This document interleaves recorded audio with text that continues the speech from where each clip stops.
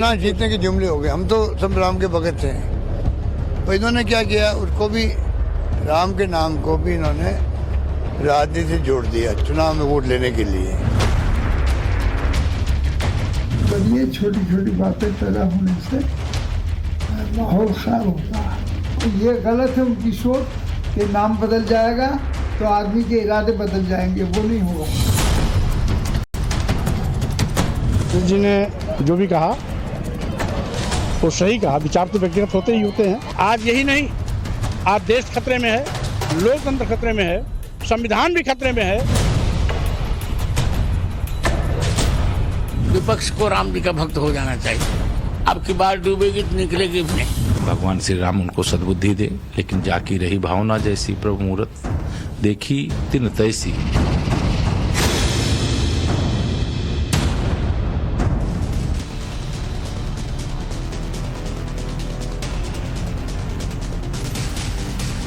नमस्कार, times now of Bharat पर देश के सबसे पसंदीदा डिबेट शो राष्ट्रवाद में आपका स्वागत है। आपके साथ मैं हूं राकेश पांडे। राष्ट्रवाद यानी देश से बढ़कर कुछ नहीं। क्या राम मंदिर के नाम पर 24 में घमासान मचने वाला है? पूरे देश को रामलला के प्राण प्रतिष्ठा का इंतजार है। तो क्या विपक्ष को 2024 के इस बीच चिंता सता रही है? सवाल यह भी है कि मोदी से इतनी नफरत हो गई है कि प्रधानमंत्री मोदी की तस्वीर ही चुभने लगी है। पूरी अयोध्या इस वक्त राममय है। 22 जनवरी का हर किसी को इंतजार है। 22 जनवरी को प्राण प्रतिष्ठा कार्यक्रम से पहले कल प्रधानमंत्री मोदी अयोध्या दौरे पर रहेंगे। प्रधानमंत्री मोदी के स्वागत की भव्य तैयारियां हो रही हैं। एक अलग तरीके का रोड शो आपको देखने को मिलेगा। आज सीएम योगी आदित्यनाथ अयोध्या पहुंचे हैं। पूरी तैयारियों का उन्होंने जायजा लिया। कल प्रधानमंत्री मोदी अयोध्या एयरपोर्ट का उद्घाटन करेंगे। 6 वंदे भारत और अमृत भारत ट्रेन को भी हरी झंडी दिखाएंगे। पीएम मोदी रोड शो भी करेंगे, लेकिन अयोध्या के कायाकल्प और भव्य मंदिर के उद्घाटन की तैयारियों को देखकर विपक्ष के दिल ऐसा लगता है कि जल रहे। समाजवादी पार्टी के सांसद शफीकुर रहमान वर्ग तो रेलवे स्टेशन पर प्रधानमंत्री मोदी की तस्वीर लगाने पर ही सवाल उठा रहे हैं और कह रहे हैं कि इसी से माहौल खराब होगा। इतना ही नहीं, अयोध्या स्टेशन का नाम बदलने पर भी वर्ग ने सवाल उठाए। सुनिए। इस समय तो वो है नहीं, ये तो हिंदुस्तान के प्राइम मिनिस्टर हैं, तो उसमें क्या रेलवे मिनिस्टर का वो न लगेगा? तो इस किस्म की बातें, मतलब ये छोटी छोटी बातें पैदा होने से माहौल खराब होता है। देखिए, एक नाम थोड़ी बदला है इनको। हिंदुस्तान में कितने शहरों के नाम बदल दिए, कितनी जगहों के नाम बदल दिए, वो इसका भी बदल सकते हैं, वो तो उनके हाथ में है। कि नाम बदलने से जो है माहौल बदलेगा, क्या लगता है? नहीं, नाम ये गलत है उनकी सोच कि नाम बदल जाएगा तो आदमी के इरादे बदल जाएंगे, वो नहीं होगा। अच्छा सोचिए, नाम भी क्या बदला। अयोध्या से अयोध्या धाम हो गया। ये रेलवे स्टेशन का नाम बदला है, इरादे बदल गए, ऐसा लग रहा है। राम मंदिर को लेकर समाजवादी पार्टी अब कंफ्यूज हो गई। समाजवादी पार्टी के नेता स्वामी प्रसाद मौर्य के तेवर भी बदले बदले नजर आ रहे हैं। हिंदू धर्म को धोखा बताने वाले स्वामी प्रसाद मौर्य अब कह रहे हैं कि वो उनके निजी बयान थे। हालांकि स्वामी 24 के चुनाव को टारगेट कर मोदी सरकार पर हमला बोल रहे हैं। सुनिए। पहली बात तो ये कि अयोध्या में राम मंदिर का निर्माण, नव निर्माण माननीय सर्वोच्च न्यायालय के आदेश से हो रहा है, और जिस दिन माननीय सर्वोच्च न्यायालय का आदेश आया था उसी दिन हम लोगों ने इसका सार्वजनिक रूप से स्वागत किया था। जी ने जो भी कहा वो सही कहा, विचार तो व्यक्तिगत होते ही होते हैं। आज यही नहीं, आज देश खतरे में है, लोकतंत्र खतरे में है, संविधान भी खतरे में है। स्वामी प्रसाद मौर्य ने इससे पहले क्या क्या कहा, यह आपको एक बार फिर से सुनवाने और बताने की जरूरत नहीं है। रामलला के प्राण प्रतिष्ठा को लेकर कांग्रेस भी परेशान है। कांग्रेस को डर सता रहा है कि 24 के चुनाव में वोटों का ध्रुवीकरण न हो जाए। अशोक गहलोत तो राम मंदिर के उद्घाटन को बीजेपी का जुमला बता रहे हैं और आरोप लगा रहे हैं कि बीजेपी राम के नाम का राजनीतिकरण कर रही है। तो सिद्धारमैया खुद को हिंदू बता रहे हैं और हिंदुत्व को अलग अलग बता रहे हैं। सुनिए। ये तो चुनाव जीतने के जुमले हो गए। हम तो सब राम के भगत थे, हिंदुस्तान पूरा राम का भगत है। तो इन्होंने क्या किया, उसको भी राम के नाम को भी इन्होंने राजनीति से जोड़ दिया चुनाव में वोट लेने के लिए। उसमें कामयाब भी हो रहे हैं। तो देश के लोग है कि खिलाफ है कि सनातन के कोई खिलाफ है क्या, राम मंदिर के खिलाफ है क्या? सुप्रीम कोर्ट का निर्णय है लागू हो रहा है, पर ये मार्केटिंग करके हजारों करोड़ रुपए खर्च कर रहे हैं ये लोग। भगवान राम इनको माफ नहीं करेगा। विपक्षी गठबंधन में तमाम ऐसे नेता हैं जो राम मंदिर उद्घाटन पर सवाल उठा रहे हैं, 24 की चिंता कर रहे हैं, लेकिन सुभाषपा पार्टी के अध्यक्ष ओपी राजभर ने विपक्षी गठबंधन पर करारा हमला बोला। सुनिए। पहले तो एक साथ रहे तब न मालूम हो के। अभी आपने देखा कि समाजवादी पार्टी के नेता मध्य प्रदेश में क्या बोले कि कांग्रेस पार्टी चालू पार्टी है, कांग्रेस पार्टी को वोट मत देना। जब ही हमको धोखा दे दिया तो फिर आपको धोखा देते कितना देर। अब बताओ गठबंधन कैसे होगा। अभी नीतीश जी उधर नाराज, ममता जी उधर नाराज, उधर अखिलेश जी उधर नाराज, सब नाराज है, तो कैसे सीट मिली। ओपी राजभर ने तो लगे हाथ ये भी कह दिया था कि मंदिर जाने के लिए कौन सा न्योता, मंदिर जाना है भाई, इसके बाद चले जाइए। राम के नाम पर हो रही राजनीति के बीच जगतगुरु राम भद्राचार्य ने विपक्ष को लेकर बड़ा बयान दिया और कहा कि विपक्षी अब की बार डूब गया तो कभी नहीं निकल पाएगा। सुनिए। इन्हें राजनीति अब क्या होगी, दर्शन होंगे अब तो भगवान के। और विपक्ष को क्या जवाब देना चाहिए? विपक्ष को राम जी का भक्त हो जाना चाहिए। क्या कह सकते हैं कि विपक्ष अगर राम जी के पक्ष में न आए तो उनकी नैया पार नहीं लगेगी? नहीं लगेगी, बहुत अब की बार डूबेगी तो निकलेगी भी नहीं। राम मंदिर पर विपक्ष की बयानबाजी का बीजेपी ने जवाब भी दिया और कहा कि भगवान विपक्ष को सद्बुद्धि दे। सुनिए। भगवान श्री राम उनको सद्बुद्धि दे, लेकिन जाकी रही भावना जैसी प्रभु मूरत देखी तिन तैसी, और हुई है सोई जो राम रच राखा को कर तर्क बढ़ावे सका। चलिए वो सवाल आपके सामने रखता हूं जिनके इर्द गिर्द आज की चर्चा आगे बढ़ेगी। सवाल पहला यह कि मोदी के राम 2024 में क्या इसी पर घमासान होने वाला है। सवाल यह भी कि मोदी के राम राष्ट्रोत्सव से विपक्ष क्या कंफ्यूज है। 22 जनवरी को प्राण प्रतिष्ठा, विपक्ष को क्या 24 की चिंता उस बहाने ज्यादा है। सवाल यह भी कि मोदी से इतनी नफरत की तस्वीर भी चुभने लगती है क्या। चलिए आपका परिचय आज के मेहमानों से करवाता हूं। अनिला जी भारतीय जनता पार्टी के नेता और प्रवक्ता, अरुण राजभर जी जो कि मुख्य प्रवक्ता है सुभाषपा पार्टी के, मनोज यादव जी समाजवादी पार्टी के नेता और प्रवक्ता, और हाजी मेहरदीन रंगरेज इस्लामिक स्कॉलर के तौर पर आप सभी का बहुत बहुत स्वागत है।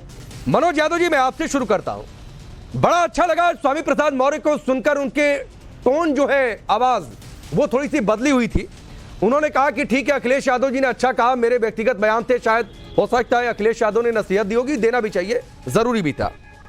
लेकिन प्रधानमंत्री मोदी की तस्वीर से माहौल खराब होता है, यह बयान आपको ठीक लगता है शफीकुर रहमान बरका? मैं सबसे पहले आपको धन्यवाद दूंगा कि आपने कहा कि मोदी के राम। मुझे अच्छा लगा क्योंकि मैं लगातार इस बात को कह रहा हूं कि इस देश में दो राम हैं, एक जो ब्रह्मांड में पूरे कण-कण में, दूसरे जो भाजपा के कार्यालय से अयोध्या तक आते जाते रहते हैं और कहते नहीं गाय बगाए सेल में भी बैठ जाते हैं और कहते हैं कि भगवान राम को बेचा जा रहा है और बेचती है भाजपा। तो आपको धन्यवाद कि आपने मोदी के राम की पहचान कम से कम की तो, और अच्छी की। धन्यवाद आपका। मैं थोड़ा सा इसमें बीच में बोल देता हूं क्योंकि आपने आधी लाइन सुनी, आपने आधी लाइन सुनी, मोदी के राम 2024 में क्या इसी पर घमासान, क्योंकि ये आप ही लोग कहते हैं कि ये उनके राम, ये उनके राम, ये हमारे राम, तो इसीलिए ये सवाल उठा था। अपनी बात पूरी करिए। राकेश पांडे जी, आप चाहे जिस तरह से सवाल पूछो, मैं जवाब देने में हमेशा सक्षम। अगर मोदी के राम 2024 में तो बड़े वाले बिकाऊ राम को बना दिया उनको, यानी कि राम का इस्तेमाल मोदी चुनाव में करेंगे। ये बात बिल्कुल स्पष्ट है, मेरा कोई विश्लेषण गलत थोड़ी नहीं हो सकता है, मैं बिल्कुल सत्य कहता हूँ। लेकिन जो ब्रह्मांड में राम है वो मेरे दिल में है, आपके दिल में है, इस पैनल में बैठा जो भी राम भक्त है, जो उनको जानता है, जो कौन थे, विश्वामित्र थे या जो भी ऋषि थे जो मरा मरा कह के राम आ गया उनको, जो डाकू थे, तो निश्चित तौर पे उस राम में, उन राम में ताकत है। लेकिन बीजेपी के राम में ताकत मैं नहीं समझता, इसलिए मोदी जी के लिए हो सकता है बेनिफिट उनको मिलता हो तो मिले, उससे कोई फर्क नहीं पड़ता। आपने भद्राचार्य जी का बयान सुनाया, मुझे अच्छा लगा। एक शंकराचार्य भी है, सबसे बड़े धर्म गुरु, कम से कम एक बार आपसे और आपके चैनल से अनुरोध है कि उनका भी वक्तव्य ले लिया करिए, जिससे चूंकि इस देश के धर्म गुरुओं के सबसे बड़े धर्म गुरु जो हैं वो शंकराचार्य जी हैं। तो शंकराचार्य का कोई वर्डिक्ट नहीं आता, इससे इस देश के हिंदुओं को बड़ी आहत होती है। वैसे ये भद्राचार्य, ये जो जगत गुरु जिनको आप बताया था, वो तो खैर उनके वीडियो कार्टून वाले हमेशा आया करते हैं, मैं अक्सर देखता हूँ। वो पता नहीं कैसे कैसे कार्टूनिस्ट वीडियो बना के अक्सर रिलीज। मनोज यादव जी, पिछले 2 मिनट से सर आप मेरे सवाल पर आने की बजाय अपनी बात कर रहे हैं, रखिए भी, मैं बिल्कुल बीच में नहीं आऊंगा सर, लेकिन किसी भी धार्मिक, सुनिए सर, किसी भी धर्मगुरु के खिलाफ मत करिए कि कार्टून वाला वीडियो, तो ऐसा वीडियो, फिर आपको पलटकर कोई कुछ कह देगा तो आप शिकायत करने बैठ लगेंगे, तो मत करिए सर, नहीं अच्छा लगता है ये। आप अपनी बात रखिए, अपनी पार्टी का एजेंडा रखिए आपने। नहीं नहीं, बिल्कुल मैं अपनी पार्टी, आपके सवालों का जवाब दूंगा भैया। हम पार्टी का सवाल एक लाइन था, सवाल एक लाइन का था मनोज जी कि क्या प्रधानमंत्री मोदी की तस्वीर से माहौल खराब होता है क्या, इतनी नफरत, सवाल एक लाइन का था। नहीं, एक तस्वीर आई थी, एक पहले आई थी जब शिलान्यास हुआ था, जब उद्घाटन हो रहा है तब भी आई है कि भगवान राम की उंगली पकड़ के, एक देश के प्रधानमंत्री है वो उंगली पकड़ के राम को ले जा रहे हैं, वो तस्वीर से तो माहौल खराब होता है। आपको नहीं लगता होगा? मुझे नहीं तो रेलवे स्टेशन पर वो वाली तस्वीर लगी है, रेलवे स्टेशन पर अयोध्या के वो वाली तस्वीर लगी है। नहीं, कोई भी लगी होगी, मैंने देखी नहीं तो मैं उसका जवाब नहीं दे सकता। जिसने देखी वो जवाब दे, मैंने जो देखी है मैं उसका जवाब दूंगा। जैसे मुझे अंक गणित नहीं आता है तो मैं अंक गणित थोड़ी नहीं बता पाऊंगा आपको, लेकिन जो आता है, टेक्नोमेंट्री आती तो टेक्नोमेंट्री बता दूंगा, 1/sin थीटा बराबर कोसेक थीटा होता है वो बता दूंगा, लेकिन जो नहीं आता वो थोड़ी नहीं बताऊंगा। मैंने जो तस्वीर नहीं, लेकिन ये नहीं बताएंगे कि स्वामी प्रसाद मौर्य लगातार हिंदू धर्म को धोखा बताते रहे, शफीकुर रहमान वर्क के दर्जनों वक्तव्य हैं। अच्छा सवाल पूछा आपने, इसका जवाब ले लीजिए। देखिए, स्वामी प्रसाद मौर्य जी का निजी बयान है, लेकिन हिंदू कोई धर्म नहीं है, ये बात सुप्रीम कोर्ट ने कह दी है। हमारे जो आरएसएस के प्रमुख हैं मोहन भागवत जी, उन्होंने कह दी है, मौजूदा प्रधानमंत्री नरेंद्र मोदी ने कह दी है, और वही बात स्वामी प्रसाद मौर्य जी ने कह दी है। इसमें अलग क्या है? नहीं ठीक है, मैं जा रहा हूं अनिला जी के पास, और जब अलग नहीं है ना तो इस हिसाब से अगर ये सिर्फ जीवन जीने का तरीका है तो हिंदू राष्ट्र का कोई बयान आ जाता है तो फिर उस पर बवाल नहीं मचाना चाहिए। फिर आप लोग सबसे पहले आ जाते हैं कि देखो ये तो क्या कह दिया, ये तो कम्युनलाइज कर रहे हैं देश को।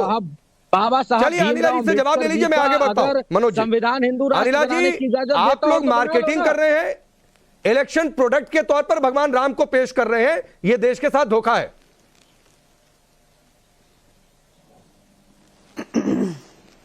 मेरी सबको राम राम।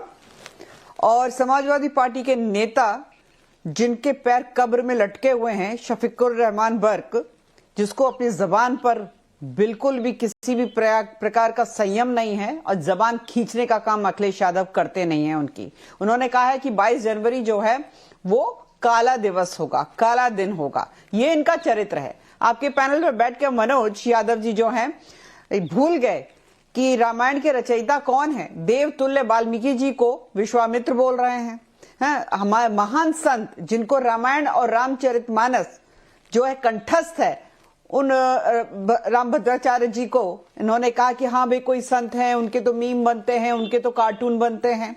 आप इन लोगों की मानसिकता देखिए, आप इन लोगों की सोच देखिए।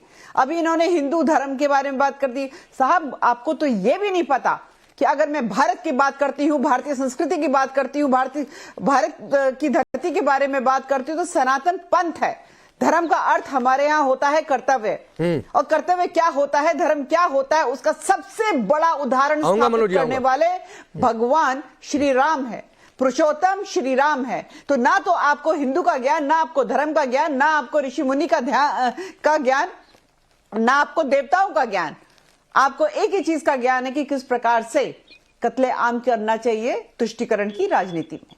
यही आप लोगों ने किया। सरयू नदी को लाल किया, कार सेवकों को मार डाला, गोलियों से भून डाला और कहा फिर मारेंगे। आप लोग वही लोग हैं ना।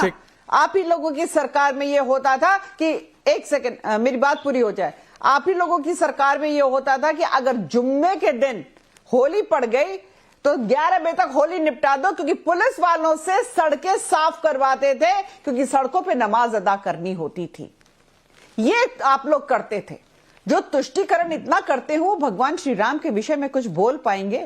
वो सनातन पंथ के विषय में कुछ बोल पाएंगे? उनको तो मोदी जी की तस्वीर से भी घृणा होगी, और भगवान श्री राम का जो मूर्ति का जो प्राण प्रतिष्ठा हो रहा है वो भी उनको बिल्कुल भी बर्दाश्त नहीं होने वाला है। वही भाषा में आप देख रहे होंगे कि समाजवादी पार्टी के जो प्रवक्ता बंधु हैं, जिस प्रकार की भाषा का यहाँ पे प्रयोग कर रहे हैं, वो बहुत कुछ अपने आप में दिखा दे रहा है। ठीक है, ठीक है मनोज यादव जी, एक क्विक रिप्लाई, फिर मैं अरुण जी आपके पास आ रहा हूं। अगर राम भद्राचार्य को पूरी रामायण कंठस्थ है तो मेरे बड़े ताऊजी यानी कि मेरे बड़े पिताजी, उनको भी पूरी रामायण कंठस्थ, वो भी बाय बर्थ ब्लाइंड थे, तो क्या करें, वो तो थे हमारे बड़े ताऊ ही ना, कोई साधु नहीं, क्या करें कि सम्मान करें, कौन सी बड़ी बात है, ये कौन सी बड़ी बात है? करें मनोज जी की दोनों का सम्मान करें। भद्राचार्य कोई भगवान ये नहीं कहेंगे, नहीं भगवान कोई नहीं कह रहा है, ये करें कि दोनों का सम्मान करें। अगर आपके ताऊ जी को पूरी तरीके से कंठस्थ रामायण है तो उनका भी सम्मान है और उतना ही सम्मान है, लेकिन इसका ये मतलब नहीं है कि आप राम भद्राचार्य जी के लिए कहेंगे कि कार्टून बनता है, मीम बनता है, ऐसे वैसे, ये नहीं कहेंगे। ये बात स्पष्ट, हाँ कोई भी संत हो, अगर उनको संविधान का मर्यादा नहीं पता, संविधान का ज्ञान नहीं पता और विपक्ष पे हंसते हो, ऐसे धर्म गुरुओं को बीजेपी आरती उतारे। संविधान संबद्ध बात हम करना जानते हैं, समझ गए? और आप मुझसे सवाल संविधान के दायरे में पूछ रहे हैं, ये किसी धर्मगुरु की लाइन पे नहीं पूछ रहे। वो जैसे हंसे थे ना अभी विपक्ष के बारे में, वो एक धर्मगुरु बताएंगे हमें धर्म का ज्ञान, कितना धर्म का ज्ञान उन्हें मालूम है। अच्छा। हम बाजारीकरण नहीं करते हैं भगवान का। नहीं ठीक है सर, नहीं बाजारीकरण की बात हो भी नहीं रही है। आरती उतारे जो राम को बेच रहे हैं, नहीं ठीक है। अरुण राजभर जी, मैं आ रहा हूँ मनोज जी आ रहा हूँ, अरुण राजभर इंतजार कर रहे हैं। हाँ अरुण राजभर जी, राम भद्राचार्य जी का हंसना इनको चुभ गया, इनकी पार्टी से कितने बयान आए वो ना चुभे किसी को।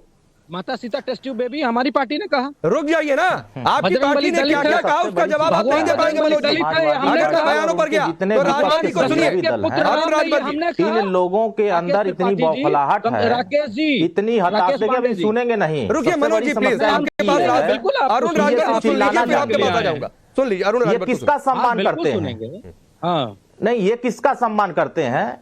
ये साधु संतों का अपमान करते हैं, ये भगवान को अपमान करते हैं, रामचरितमानस का अपमान करते हैं, सनातन संस्कृति का अपमान करते हैं और देश के तमाम जो हमारे मंदिर हैं उन सभी देवताओं को अपमानित करने का काम करते हैं। और ये तो थोड़ी ना करते हैं, इनके राष्ट्रीय अध्यक्ष श्री अखिलेश यादव जी कांग्रेस पार्टी के साथ गए हैं, उन लोगों ने तो भगवान राम को काल्पनिक बता दिया।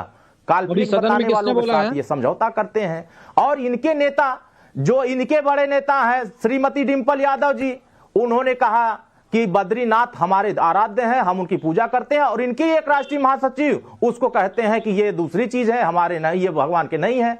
तो कहीं न कहीं समाजवादी पार्टी पूरी तरीके कंफ्यूज हो गई है कि हम जाएं तो किधर जाएं। आप जाइए मंदिर, कौन रोक रहा है? भगवान श्री राम सबके थे और उनकी मर्यादा का जो उनका चरित्र था वो दलितों के लिए भी था, पिछड़ों के लिए भी था, अल्पसंख्यकों के लिए भी था, अकलियत के लोग, सभी वर्गों के लिए था। ऐसा नहीं था कि किसी एक जाति समुदाय के लिए थे। अगर मां सेवरी का जूठा बेरो नहीं खाते तो मैं समझ जाता कि वो भी छुआछूत और सबको बांटने की बात करते हैं। उन्होंने सबको एक साथ माला में पिरोने की बात किया कि सबको सद्भाव, सबको सम्मान, सबकी भागीदारी, सबके साथ न्याय। और उन्होंने जो चित्रण दिखाया है, चाहे रामायण में आप देखेंगे तो वो जो उनकी संस्कृतियां रही हैं, जो उनकी परंपराएं चली आ रही हैं, उसको समाजवादी पार्टी कहां मानती है। वो तो एक जो अपने एक समुदाय, जो विशेष लोग हैं, उनको वो खुश करने के लिए हमेशा नारी गाली देते हैं। किसको नहीं गाली? अब तो मोदी जी को कोरोना काल में जब लोग दुखी थे, जब कोविड वैक्सीन बन रहा था तो उसको भी कह रहे थे मोदी जी का वैक्सीन है, बीजेपी की वैक्सीन है। आज ये कह रहे हैं बीजेपी के राम है, बाकी किसी के नहीं है। तो समाजवादी पार्टी और कांग्रेस पार्टी कंफ्यूज है। जाइए आप भगवान राम का दर्शन करिए, आपको पाप जो किए हैं वो धुल जाएगा और आपको भी कुछ लाभ मिल जाएगा। लेकिन आपने अपने पाप को धुलने के बजाय और उसको गंदा करते जा रहे हैं। अपने दल में बीजेपी को बी टीम बताते हैं। इन्हीं के नेता स्वामी प्रसाद मौर्य को समाजवादी पार्टी के नेता बीजेपी के बी टीम बताते हैं और श्री अखिलेश यादव जी कांग्रेस को बीजेपी की बी टीम बताते हैं। तो ये बी टीम वालों को अपने साथ रख करके, उनके साथ गठबंधन करके, अरुण जी, मनोज यादव जी कुछ कहना चाह रहे हैं, मैं एक सवाल ऐड कर देता हूं मनोज जी। और सवाल ये कि राम भद्राचार्य ने, मैं भी कहते हैं राम भद्राचार्य जी ने सिर्फ इतना कहा था कि विपक्ष राम भक्त बने, तब क्रॉस था कि नहीं तो आगे क्या? तब वो हंसकर बोले कि ये 24 में फिर डूब जाएगा मामला। तो सवाल कहीं आप सवाल शायद समझ नहीं पाए। सबसे पहले अरुण राजभर जी को जवाब दे दूं। हाँ, मैं अरुण राजभर जी का जवाब दे दूं। आप महाराजा सुहेलदेव क्यों हमेशा बोलते हैं? आप निषाद राजगुहा क्यों नहीं बोलते हैं? आप किसी और महाराज का नाम क्यों नहीं लेते हैं? आपकी आस्था है ना महाराजा सुहेलदेव में, तभी तो आप लेते हैं। बोलते हैं हम महाराजा प्रताप को बोलते हैं, पृथ्वीराज चौहान को भी बोलते हैं, बोलते हैं, मालूम है पार्टी का नाम पूछते हैं, अपने बैनर पर मुझे मालूम है, मुझे बताओ, का अपमानित करते हैं। ठीक है, ये आप दूसरे को बताना मुझे सारा अपमानित करते हैं। आप हमारे बैनर पे देखिए, तमाम महापुरुष बैठे पड़े हैं। हम हर महापुरुष का सम्मान करते हैं। आप बताइए महाराजा सुहेलदेव राजभर का फोटो लगाया हो कभी तो? हमें सबका सम्मान करना आता है। नहीं नजर आते हैं तो आओ चलो बीजेपी को जवाब दो, बीजेपी को जवाब दो, अगर है हिसाब तो जवाब दो कि मुसलमानों के प्रति नफरत क्यों, यादवों के प्रति नफरत? नहीं, मैं एक मिनट रोक रहा हूँ सबको। अब मुझे समझ में आ गया। नहीं मेहरदीन, मैं आपके पास आ रहा हूँ और ये मनोज यादव जी, मनोज यादव जी, एक मिनट, ग्रंथों का मनोज यादव जी अपने काम कर रहे हैं। तो ये समाजवादी पार्टी हमेशा से सनातन विरोधी रही है, इसको दिखाया जा रहा है। एक मिनट अरुण जी, मनोज जी रुकिए, मैं मेहरदीन के पास जा रहा हूँ। एक बात जो मुस्लिम वाला राग आपने छेड़ दिया मनोज यादव जी, मेहरदीन, क्या विपक्षी पार्टियां अगर इस तरीके की एक ग्रे लाइन तलाश रही हैं तो इसलिए कि 24 के चुनाव में मुस्लिम वोट बैंक को साधा जा सके? देखिए, अभी अपने जो मनोज यादव जी हैं बड़ी बात मुसलमानों की कर रहे थे। अब मैं इनसे पूछना चाहता हूं कि जब मुसलमानों को यूपी में जुल्म होते हैं तो ये कितने जाकर उनका सहयोग करते हैं और कितनी उनकी मांगों को उठाते हैं? एक बात इनका तो जवाब ये हो गया। दूसरा जवाब मैं कहना चाहूंगा, भगवान श्री राम को लाने वाले भाजपा कैसे हो सकते हैं? और भगवान श्री राम क्या बकौती है क्या बीजेपी की? भगवान श्री राम तो सबके भगवान है। तो ये बकौती बना लेना, अपना भगवान बता देना, मंदिर बन रहा है सुप्रीम कोर्ट के आदेश से, भाजपा दिखा रही है कि जैसे हमने मंदिर बना दिया। अरे भैया, आपका क्या योगदान है? आपका क्या महत्व है? मैं एक क्रॉस क्वेश्चन है मेहरदीन, राम मंदिर अयोध्या किसके चुनावी एजेंडे में रहा है? किस पार्टी के मैनिफेस्टो में रहा है?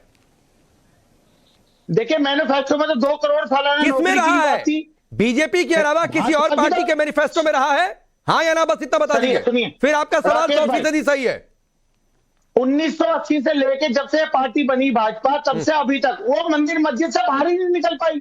उनके मुद्दे मंदिर तो ठीक है, ये मत कहिए ना कि एजेंडे से बाहर वाली चीज है। मुसलमान को हिंदू से लड़ा दो, सिख को दलितों से लड़ा दो, सारे देश में अपना चबरी का माहौल बचा दो, और ये इसका तुष्टीकरण का फायदा इनको हो जाता है वोट बैंक के थ्रू, क्योंकि हिंदू। अनिला जी ने इशारा कर ही दिया। चलिए अनिला जी को जवाब दीजिए। अब रुक जाइए मेहरदीन जी रुकिए। हाँ चलिए अनिला जी। राकेश भाई, ये तो कोई बात नहीं है आपकी। आपने मुझे 1947 में जब लाखों लोगों की जान गई, सुन लीजिए, आपने कुछ बात कही, उसका जवाब दे लीजिए। 1947 में देश के टुकड़े हुए। अरे मैडम, 1947 में देश के टुकड़े हुए किसके आधार पे हुए भाई? अपने मजहब के आधार पर हुए थे ना। इस्लामिक रिपब्लिक ऑफ पाकिस्तान बन तो गया था, ले तो लिया था कि उस मजहब के लोग वहां पर रहेंगे। ये जो है सनातनियों का ये राष्ट्र होना चाहिए था, परंतु साजिश कर भारत को आप लोगों ने कहां से कहां पहुंचा दिया? तुष्टीकरण की राजनीति करते हैं। हाँ, जब संविधान बना उसके 24 साल के बाद अचानक जो है संविधान को याद आया, अरे इसमें तो सोशलिस्ट और हमने सेक्युलर वर्ड डाला ही नहीं है, ये दोनों शब्द डाले ही नहीं है। इंदिरा गांधी ने डाल दिए। धर्मनिरपेक्ष क्या मतलब होता है भैया? सनातन को आप बताएंगे कि धर्मनिरपेक्ष क्या होता है?